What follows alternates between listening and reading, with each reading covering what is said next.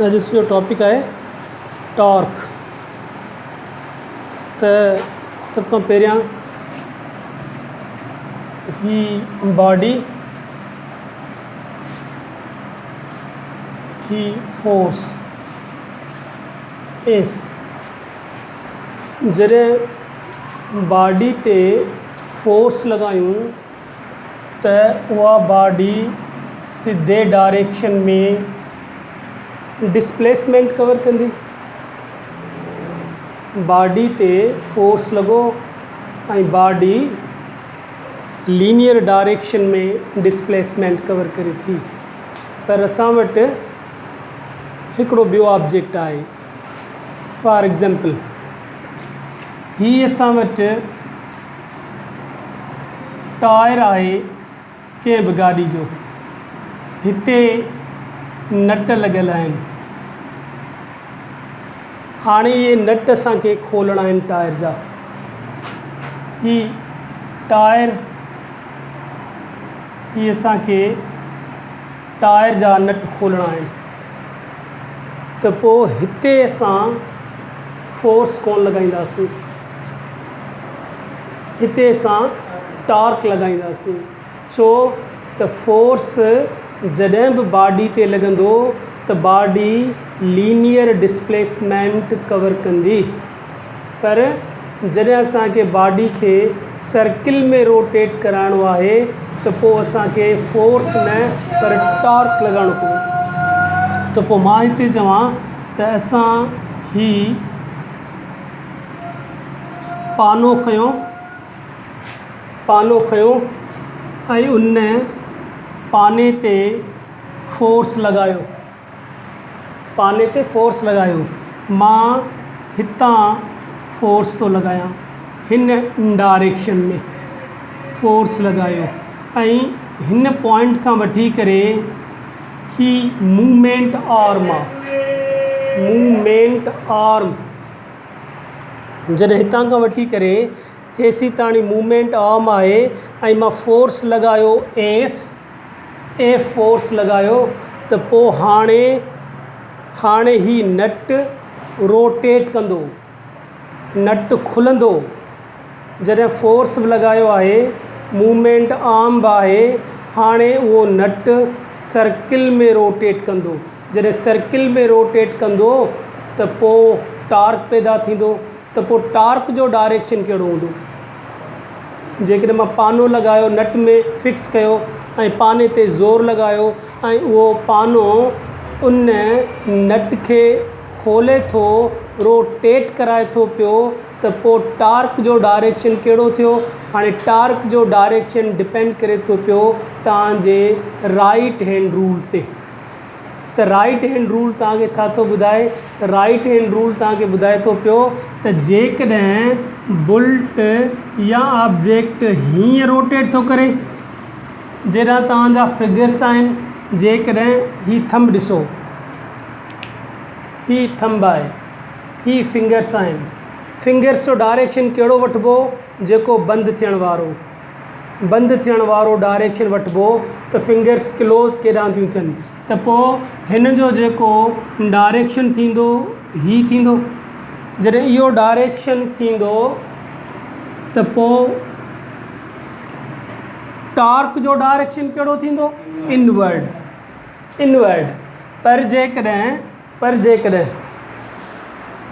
पर जेकॾहिं मां चवां त ही नट हिन डायरेक्शन में थो वञे, इहो डायरेक्शन आहे, त पोइ ही थंब, ही फिंगर्स हाणे मथे वियो त ही कंहिंजो डायरेक्शन आहे? थंब वारो टॉर्क जो आहे, ही टॉर्क जो आहे। हाणे टॉर्क आउटवर्ड थींदो। जीअं मूं तव्हांखे चयो कि नट ऐं बुल्ट आहे।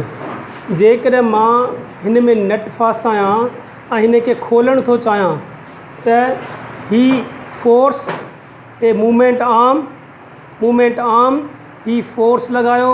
हाणे जेकॾहिं हिन डायरेक्शन में तो टॉर्क अचे, आउटवर्ड डायरेक्शन में टॉर्क थो अचे त पॉजिटिव। इहो डायरेक्शन कहिड़ो आहे? इहो आहे एंटी क्लॉकवाइज़ डायरेक्शन या काउंटर क्लॉकवाइज़ डायरेक्शन। पर जेकॾहिं टार्क अंदरि थो वञे, टार्क जो डायरेक्शन अंदरी तरफ़ आहे, मूं फोर्स लॻायो, फोर्स लॻाइण खां पोइ डायरेक्शन अंदरी तरफ़ थो वञे, त पोइ इहो टार्क जो डायरेक्शन आहे, पर इहो टार्क जो डायरेक्शन थींदो क्लॉकवाइज़, ऐं clockwise direction negative.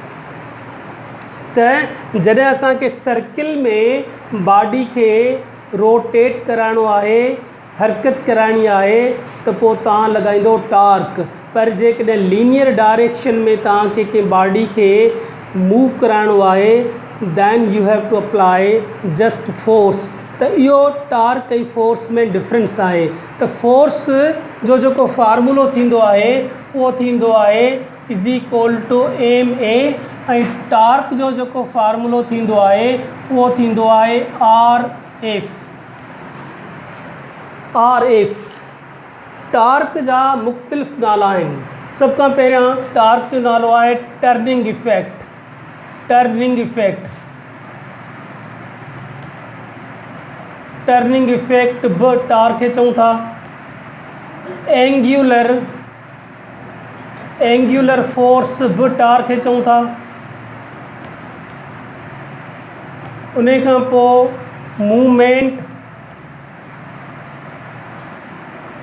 Movement arm बि टार्क खे चऊं था, ऐं टार्क बि चऊं था। इहे सभई हिकिड़ी क्वांटिटी जा नाला आहिनि। त पोइ इहे सभई मुख़्तलिफ़ नाला छो आहिनि? इहे सभु नाला इन जी प्रॉपर्टीज़ मां, एक्शन मां, एक्टिविटी मां वरिता विया आहिनि। जीअं मिसाल जे तौर ते जॾहिं तव्हां फोर्स लॻायो था मूवमेंट आर्म ते, त पोइ उहो ऑब्जेक्ट टर्न करे थो त उहो उनजो नालो रखियोसीं। जेकॾहिं तव्हां सर्किल में को ऑब्जेक्ट आहे ऐं उन ते तव्हां फोर्स लॻायो था पिया, त उहो बॉडी सर्किल में हरकत करे थी पई, त पोइ फोर्स कोन थियो, एंगुलर फोर्स थियो, माना टार्क थियो, छो त सर्किल में हरकत कराईंदो। जेकॾहिं movement of force, movement arm न पर मूवमेंट ऑफ फोर्स छा थो करे, त उहो बॉडी ते लॻे थो ऐं बॉडी सर्किल में हरकत करे थी। टार्क इज़ सो सिंपल, माना इहो फोर्स आहे। हिकिड़ो पॉइंट हाणे इहो पॉइंट आहे त टार्क छा हिकिड़ो फोर्स लॻायूं मूवमेंट आर्म सां त टार्क पैदा थींदो न। हिकिड़ो फोर्स जेकॾहिं लॻाईंदासीं मूवमेंट आर्म ते त टार्क पैदा कोन थींदो। त पोइ केतिरा फोर्स लॻाइणा पवंदा? 2 फोर्स लॻाइणा पवंदा। किथे लॻाइणा पवंदा? सेंटर ऑफ मास ते न।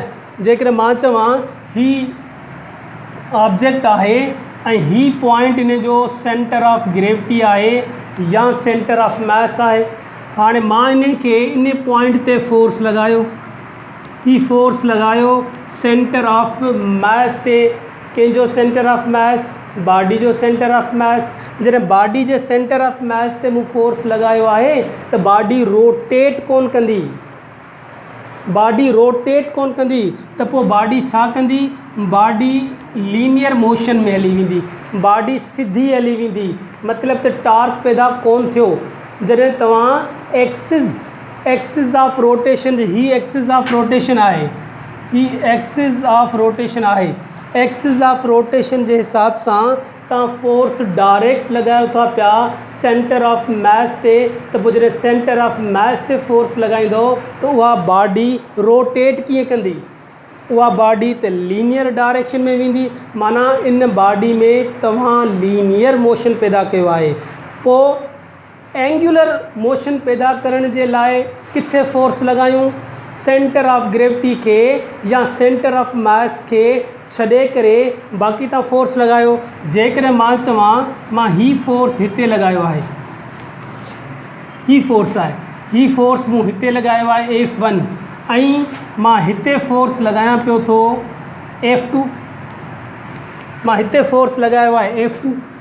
हाणे ॾिसो F1 ऐं F2 इहे ॿई फोर्सिस सेंटर ऑफ मास ते बॉडी जो जेको सेंटर ऑफ मास आहे उते लॻल न आहिनि।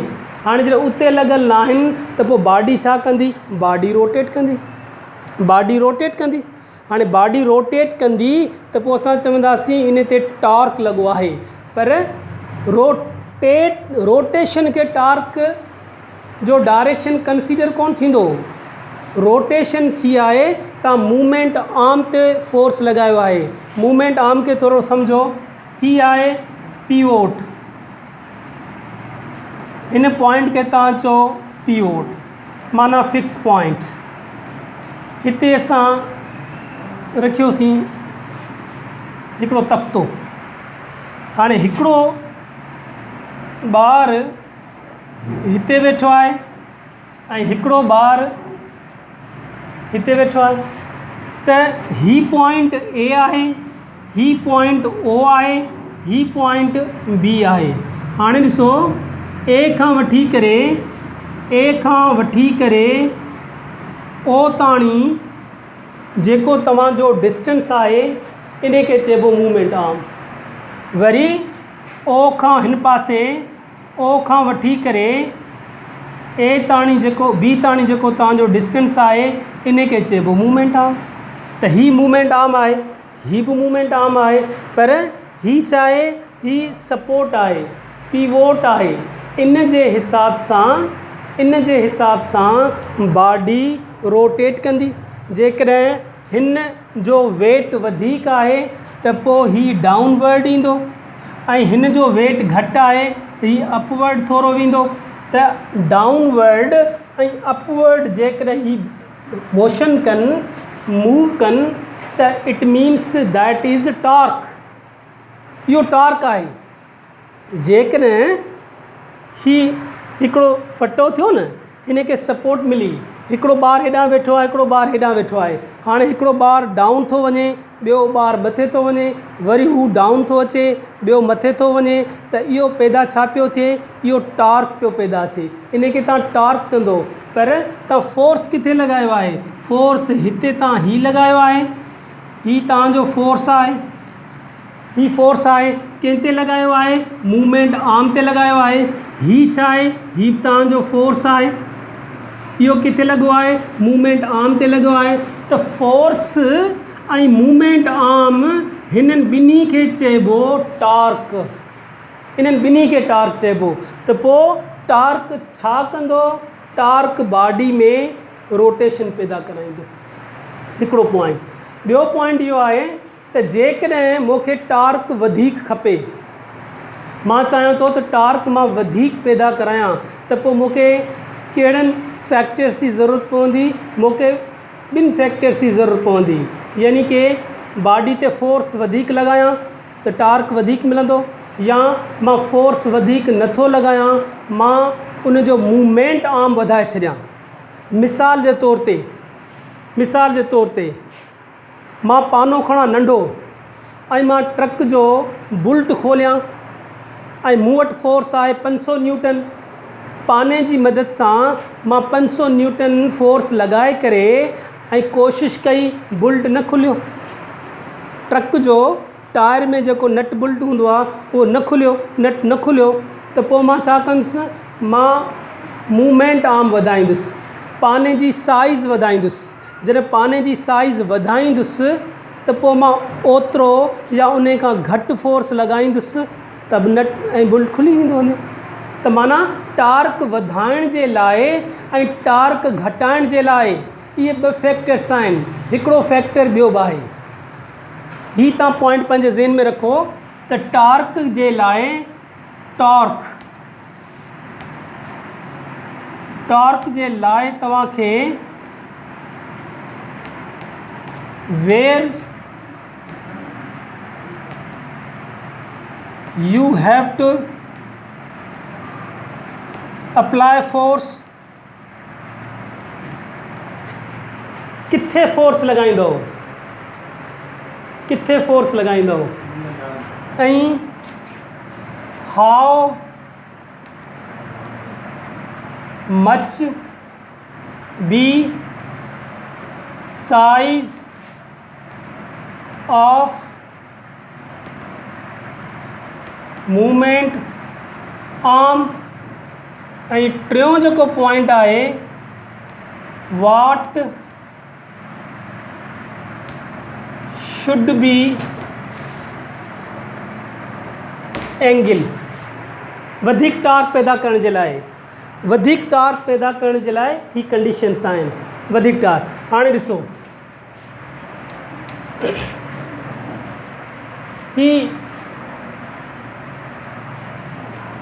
ही ऑब्जेक्ट आहे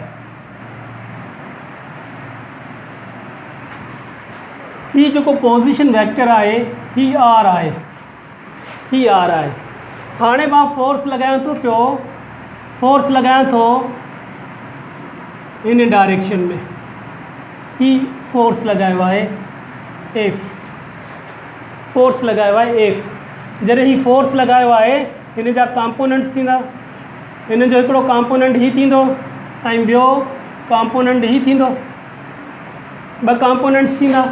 जॾहिं ही कंपोनेंट आहे त ही कंपोनेंट एक्सिस ऑफ इन सां मूवमेंट आर्म सां पैरेलल आहे। ही कंपोनेंट कास एक्स तव्हांजो पैरेलल आहे। हाणे जॾहिं ही पैरेलल आहे ऐं मूवमेंट आर्म सां त इहो कंपोनेंट इहो फोर्स कंहिं कम जो कोन्हे को त पोइ कहिड़ो फोर्स कम जो आहे ही फोर्स एफ साइन थीटा ही फोर्स कम जो आहे। त पोइ ही फोर्स तव्हां कीअं अप्लाई कयो आहे जेकॾहिं कंपोनेंट खणो था पिया त पोइ ठीकु आहे ही जेको ऑब्जेक्ट आहे ही ऑब्जेक्ट इन सां थी वियो परपेंडिकुलर इन सां थी वियो परपेंडिकुलर ऐं ही जेको कंपोनेंट आहे इहो कंपोनेंट थी वियो पैरेलल एक्स कंपोनेंट पैरेलल थी वियो। इहो रोटेशन पैदा कोन कंदो। पैरेलल कंपोनेंट कंहिंसां पैरेलल आहे इहो पैरेलल आहे मूवमेंट ऑफ आर्म सां। मूवमेंट आर्म सां जॾहिं पैरेलल जेको कंपोनेंट थींदो उहो टार्क पैदा कोन कराईंदो। हा ही जेको कंपोनेंट आहे वाई कंपोनेंट आहे इहो रोटेशनल मोशन पैदा कराईंदो पर नेट फोर्स छा हेतिरो ई रहंदो एफ न डिक्रीज़ थियो। एफ खे ॿिनि हिसनि में डिवाइड कयोसीं हिकिड़ो हिसो ख़तमु थी वियो ॿियो हिसो रिस्पॉन्सिबिलिटी खणे पियो to rotate a body along the circular path हू सर्कुलर पाथ में रोटेट करे थो पियो। त पोइ असां चवंदासीं त असां वटि टॉर्क इज़ इक्वल टू ही फोर्स थियो पहिरियों अञा तव्हां कोशिशि करे लिखी ही आर थियो ही फोर्स ऐं ही साइन थीटा ही एंगल ही जेका थीटा एंगल आहे। पर वधि में वधि तव्हांखे टार्क कॾहिं मिलंदो जॾहिं एंगल 90 हुजे। एंगल जेकॾहिं 90 आहे त तव्हांखे वधि में वधि टार्क मिलंदो ऐं जेकॾहिं एंगल 90 खां घटि आहे त टार्क तव्हांखे घटि मिलंदो। तंहिं करे असां इहो पॉइंट खयोंसीं त फोर्स किथे लॻाइजे ऐं कीअं लॻाइजे ऐं जेकॾहिं मूवमेंट आर्म सां पैरेलल फोर्स आहे त उहो कंहिं कम जो कोन्हे। त पोइ हिन जो फार्मूलो कीअं थींदो हिन जो फार्मूलो थींदो tau is equal to R cross F ही फार्मूलो थींदो। पर जेकॾहिं हिन खे तव्हां हीअं था लिखो F cross R vector is equal to tau त ही ग़लति आहे ही ग़लति आहे। ही जेकॾहिं तव्हांजो ऑप्शन अचे थो पियो त ही ग़लति ऑप्शन आहे। त सही ऑप्शन कहिड़ो आहे सही ऑप्शन आहे आर एफ छो त ही आर ही एफ ही आर ही एफ माना हाणे हिन डायरेक्शन में आहे। जॾहिं ही हिन डायरेक्शन में आहे त पोइ टार्क केॾे वेंदो आउटवर्ड थींदो त पोइ असां चवंदासीं त ही जेको आहे ही टॉर्क जेको आहे ही टॉर्क ही पॉजिटिव टार्क आहे ही पॉजिटिव टार्क आहे आउटवर्ड पॉजिटिव टार्क थियो बंदि करण सां। ही जेको फार्मूलो असां वटि आहे त हिन जो मैग्नीट्यूड थींदो आर एफ साइन थीटा ऐं यूनिट वेक्टर यूनिट वेक्टर छो थो चवां त टॉर्क जेको आहे उहो वेक्टर क्वांटिटी आहे, टॉर्क स्केलर क्वांटिटी न आहे, टॉर्क वेक्टर क्वांटिटी आहे। पर जेकॾहिं मां हिते इहा ॻाल्हि कयां त मां एंगल खणां थो पियो 90, जेकॾहिं मूं 90 एंगल खईं त पोइ torque is equal to R F ऐं साइन 90, त पोइ मूंखे हिते वैल्यू मिलंदी आर एफ ऐं ही यूनिट वेक्टर डायरेक्शन ऐं मैग्नीट्यूड। हाणे ॾिसो हिते साइन मां यूज़ कोन कयो आहे, साइन छो यूज़ कोन कयो आहे त sine 90 is equal to 1, sine 90 is equal to 1 त 1 सां मल्टीप्लाई कयो ही थी वियो। हाणे हिते जेकॾहिं तव्हां हिन जे यूनिट खे डिस्कस करणु चाहियो त पोइ हिते तव्हां ही लिखी सघो था त torque is equal to R F, त पोइ torque is equal to metre ऐं न्यूटन, त पोइ torque is equal to newton metre. Newton metre त हूंदो आहे जूल, पोइ छा हिन खे जूल चऊं? हिन खे जूल कोन चवंदासीं। न्यूटन मीटर जॾहिं तव्हां वर्क खे डिस्कस था कयो त work is equal to F D, त W is equal to newton metre is equal to joule, ही जूल आहे। Newton metre is equal to joule, हिते newton metre is not is equal to joule, त पोइ difference छा में आहे? Difference हिन में आहे त हिते वर्क एनर्जी आहे, ही एनर्जी आहे ऐं टॉर्क एनर्जी न आहे। टॉर्क खे तव्हां एनर्जी नथा चई सघो, टॉर्क आहे फोर्स, एंगुलर फोर्स आहे, त पोइ फोर्स ऐं एनर्जी में तमामु घणो डिफरेंस आहे। तंहिंजे करे तव्हां टॉर्क में जॾहिं लिखो न्यूटन मीटर त न्यूटन मीटर लिखी सघो था पिया, बाक़ी तव्हां उनखे जूल नथा चई सघो, या सी जे सिस्टम में कन्वर्ट करे तव्हां अर्ग नथा लिखी सघो, या अहिड़ा यूनिट नथा लिखी सघो जंहिंमां एनर्जी जी ख़बर पवे। त पोइ जेकॾहिं हिते असां लिखूं न्यूटन मीटर त ठीकु आहे, इहो टॉर्क आहे, ऐं टॉर्क छा आहे? एंगुलर फोर्स आहे, इहो एंगुलर फोर्स आहे। त इन जो जेको फार्मूलो थियो, फार्मूलो ही थियो, ऐं हिते ही मैग्नीट्यूड जे हिसाब सां, ऐं हिते जेको आहे हिते डायरेक्शन मैग्नीट्यूड ॿई आहिनि, ऐं हिते इन जो यूनिट आहे, हिते यूनिट आहे। हाणे हलूं था पिया इन टॉर्क जी जेके टेक्निकल पॉइंट्स आहिनि उन्हनि ते हलूं था पिया त टॉर्क कहिड़े तरीक़े सां कमु कंदो। जेकॾहिं असां चऊं हिते ही हिकिड़ो ऑब्जेक्ट आहे, ही हिते ऑब्जेक्ट आहे, हिन ऑब्जेक्ट ते हिकिड़ो फोर्स हिन डायरेक्शन में लॻो आहे F1, ॿियो फोर्स हिन डायरेक्शन में लॻो आहे F2, ॿियो फोर्स हिन डायरेक्शन में लॻो F3, ॿियो फोर्स हिन डायरेक्शन में लॻो आहे, हिन डायरेक्शन में लॻो आहे F4, F5, ऐं ॿियो डायरेक्शन आहे हिन जो, ही डायरेक्शन आहे, हिन डायरेक्शन में फोर्स लॻो आहे F5 ऐं F6। बॉडी ते केतिरा फोर्स लॻा आहिनि? टोटल 6 फोर्स लॻा आहिनि। हाणे तव्हांखे हिन में हिकिड़ो पॉइंट पहुचाइणो आहे त कहिड़ो फोर्स बॉडी में क्लॉकवाइज टॉर्क पैदा कंदो ऐं कहिड़ो फोर्स बॉडी में एंटी क्लॉकवाइज टॉर्क पैदा कंदो। त पोइ जेकॾहिं तव्हांखे इन शइ जी ख़बर पइजी वई आहे त पोइ तव्हां हिते लिखो तव्हां फोर्स लिखो, ऐं हिते तव्हां लिखो डायरेक्शन। हाणे ही फोर्स खणूं, छा ही फोर्स टॉर्क पैदा कराए सघे थो? न। त पोइ हिते असां चवंदासीं F1 0 फोर्स थो पैदा कराए, F1 0 थो पैदा कराए।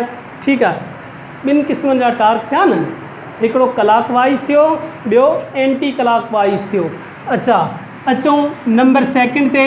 जेकॾहिं ही आहे ऐं असां हिन खे चऊं त ही फोर्स लॻो आहे, त हिन जा कंपोनेंट्स थींदा ॿ, हॉरिजॉन्टल बि थींदो, वर्टिकल बि थींदो। पर जेको फोर्स टॉर्क रोटेशनल मोशन पैदा कराईंदो उहो हिन डायरेक्शन में हूंदो, हिन डायरेक्शन में। हाँ, डाउनवर्ड फिगर्स ॾिसो, डाउनवर्ड इनवर्ड टार्क छा हूंदो आहे, नेगेटिव हूंदो आहे। त हिते टार्क F2 टार्क कहिड़ो पैदा कयो, नेगेटिव, F2 नेगेटिव टार्क पैदा कयो। ठीकु आहे, त पोइ हिते ॾिसो, ही परपेंडिकुलर आहे, ही परपेंडिकुलर फोर्स लॻल आहे हिन ते। जॾहिं परपेंडिकुलर फोर्स लॻल आहे त पोइ ही परपेंडिकुलर फोर्स टार्क पैदा कराईंदो। त पोइ F3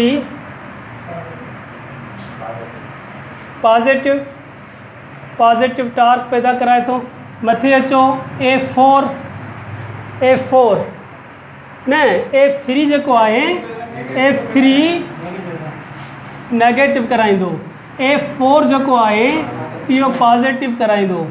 F4 पॉजिटिव टार्क पैदा थींदो, नेगेटिव खे एंटी क्लॉकवाइज़ चओ, नेगेटिव खे सॉरी क्लॉकवाइज़, इन खे क्लॉकवाइज़ चओ, ऐं पॉजिटिव खे एंटी क्लॉकवाइज़ चओ। ऐं हिते F5 ही फोर्स आहे। हाणे ही फोर्स परपेंडिकुलर आहे, हाणे ही फोर्स जॾहिं परपेंडिकुलर आहे त ही तव्हांखे पॉजिटिव टार्क प्रोड्यूस कराईंदो, मतिलबु त एंटी क्लॉकवाइज़ टार्क। ही असांजो थी वियो एंटी क्लॉकवाइज़ टार्क। त हिननि डायरेक्शन मां तव्हां इहो ॾिसो त टार्क जो बॉडी जे मोशन सां कहिड़ो तालुक़ु आहे, टार्क जो बॉडी जे मोशन सां कहिड़ो तालुक़ु आहे। हिन फोर्स टार्क पैदा कोन करायो, ठीकु आहे, 0 थी वियो। 6 ते अचो, हिकिड़ो मिनट, F6 जेकॾहिं F6 ते अचूं त उहो बि थींदो 0 थींदो, छो त उहो मूवमेंट आर्म्स सां एंटी पैरेलल भली हुजे पर उहो कुझु नथो करे सघे। तंहिंजे करे पैरेलल वारो कॉन्सेप्ट कंदासीं। त हिते जेको मां तव्हांखे हिकिड़ो पॉइंट सम्झाइण थो चाहियां उहो इहो आहे त जॾहिं बॉडी ते फोर्स लॻे थो ऐं बॉडी कहिड़े डायरेक्शन में वञे थी, बॉडी जेकॾहिं क्लॉकवाइज़ डायरेक्शन में वञे थी त पोइ टार्क जो डायरेक्शन इनवर्ड हूंदो, इनवर्ड। तव्हां थोरो ऑब्ज़र्व कयो हूंदो त जॾहिं तव्हां नट खे खोलणु था चाहियो त पोइ उहो नट ऐं बुल्ट खुलंदा त ॿाहिरि ईंदो न, उहो ॿाहिरि ईंदो, ऐं जेको ॿाहिरि ईंदो त उहो क्लॉकवाइज़ एंटी क्लॉकवाइज़ टार्क आहे। ऐं जेकॾहिं जेको अंदरि वेंदो ऐं बंदि थींदो ऐं टाइट थींदो उहो क्लॉकवाइज़ टार्क आहे। त टार्क जो तालुक़ु सर्किल में जेका बॉडी हरकत करे थी उन सां आहे, उन ते डिपेंड थो करे, पर टार्क वेक्टर क्वांटिटी आहे। तंहिं करे टार्क जेको आहे उहो डायरेक्शन रखे थो ऐं डायरेक्शन आउटवर्ड बि रखे थो ऐं डायरेक्शन इनवर्ड बि रखे थो। त पोइ आउटवर्ड ऐं इनवर्ड डिपेंड कंहिं ते कंदो, डिपेंड कंदो बॉडी जे मोशन जे डायरेक्शन ते। त बॉडी केॾांहुं थी वञे, बॉडी क्लॉकवाइज़ डायरेक्शन में थी वञे या बॉडी एंटी क्लॉकवाइज़ डायरेक्शन में थी वञे, त पोइ उन खे ॾिसी करे तव्हां चवंदो त टार्क आउटवर्ड थो अचे या टार्क इनवर्ड थो वञे। ॿियो पॉइंट अॻिते इहो आहे त टार्क खे पैदा केरु कंदो, टार्क खे पैदा केरु कंदो। हे लास्ट पॉइंट आहे, हिन खे तव्हां सम्झो। टार्क खे कपल पैदा कंदो, टार्क कपल खां सवाइ कोन पैदा थींदो। जॾहिं कपल लॻंदो त टॉर्क पैदा थींदो। त पोइ कपल छा हूंदो आहे? कपल फोर्स जो पेयर आहे। इन पेयर में ॿिन्ही फोर्सिस जो मैग्नीट्यूड साॻियो हुजे, डायरेक्शन ऑपोजिट हुजे। फॉर एग्जांपल मां चवां थी हीउ ऑब्जेक्ट आहे, हीउ इन जो सेंटर ऑफ मास आहे, हीउ ऑब्जेक्ट एफ, हीउ ऑब्जेक्ट ते फोर्स लॻो F is equal to minus F is equal to minus F. Minus छो ॾिनी आहे? माइनस इन जे करे ॾिनी आहे त ॿई फोर्स जेके आहिनि डायरेक्शन में ऑपोजिट आहिनि। जॾहिं ही कपल बॉडी ते लॻो त हाणे ही बॉडी जेका आहे ही रोटेट कंदी, हे बॉडी रोटेट कंदी, हे बॉडी रोटेट करे थी पई, ही बॉडी रोटेट करे थी पई ऐं कपल खां सवा टॉर्क पैदा नथो थी सघे। जेकॾहिं फॉर एग्जांपल तव्हां ड्राइव कयो था पिया ऐं ड्राइव में तव्हां गाॾी खे टर्न था कयो त पोइ उन टर्न करण जे दौरान तव्हां छा कंदा आहियो? हिकिड़े हथ सां फोर्स डाउनवर्ड कंदा आहियो, ॿिए हथ सां फोर्स अपवर्ड कंदा आहियो। पर जेकॾहिं तव्हां दर आहे, इन दर खे तव्हां बंदि कयो ऐं खोलियो, टॉर्क पैदा थींदो। त पोइ इते कपल किथे आहे? इते कपल आहे। तव्हां जॾहिं हिकिड़े डायरेक्शन में दर ते फोर्स लॻायो था त दर जिन इंजीसनि सां लॻल आहे उहे इंजीस दर ते हिन जे ऑपोज़िट डायरेक्शन में फोर्स लॻाईंदा। इंजीस फोर्स लॻाईंदा, जंहिं डायरेक्शन में दर खुले थो उन जे ऑपोज़िट में फोर्स लॻाईंदा, जंहिं डायरेक्शन में दर बंदि थिए थो उन जे ऑपोज़िट डायरेक्शन में इहे इंजीस फोर्स लॻाईंदा। मतिलबु त इहो कपल आहे। पर जेकॾहिं तव्हां साइकिल हलायो था पिया ऐं साइकिल हलाइण सां तव्हां टर्न था कयो, जॾहिं तव्हां टर्न कयो हिकिड़े डायरेक्शन में त उन साइकिल जो जेको टायर आहे उहो टायर ऐं रोड जे विच में जेको फ्रिक्शन पैदा थियो उहो हुन जी ऑपोज़िट डायरेक्शन में हूंदो। वरी बि तव्हांखे कपल थो मिले, वरी बि तव्हांखे कपल मिलियो आहे। त ॻाल्हि चवण जो मक़सदु इहो आहे त जेॾी महिल बि बॉडी में रोटेशनल मोशन पैदा थिए थो, मतिलबु त टॉर्क लॻे थो ऐं इहो टॉर्क कमु कंदो कपल जे फॉर्म में। कपल जे फॉर्म में फोर्स लॻे थो त टॉर्क पैदा थींदो ऐं जेकॾहिं कपल जे फॉर्म में फोर्स नथो लॻे त टॉर्क पैदा कोन थींदी। तंहिं करे तव्हां ही जेको टॉर्क वारो टॉपिक आहे इहो मां तव्हांखे अधु करायो आहे ऐं अधु वरी मां तव्हांखे सुभाणे कराईंदुसि।